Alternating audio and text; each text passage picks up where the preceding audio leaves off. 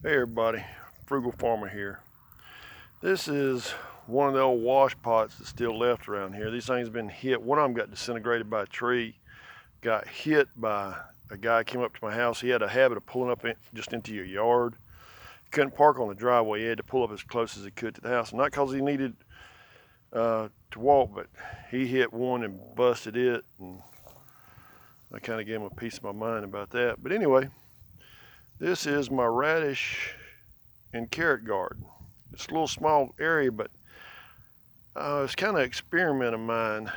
I was listening to a YouTube video and a guy was showing, he actually showed pulling up, and they were pretty compactedly planted, if that's a word, uh, radishes and carrots, and they grew rather well together.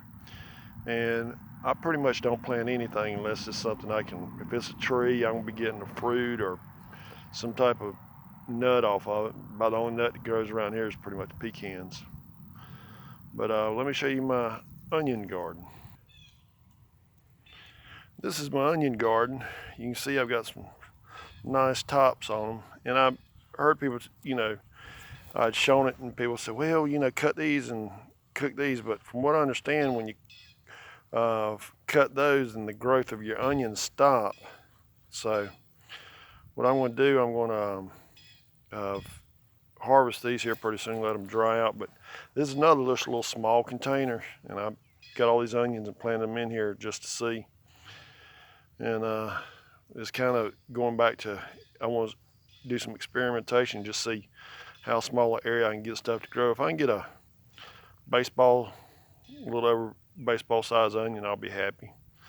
But it surprised me, these things came up quick and they've just been growing. But when they start falling over, that's when they say they're ready to harvest. But it won't be too much longer and I'll be harvesting these and letting them dry out.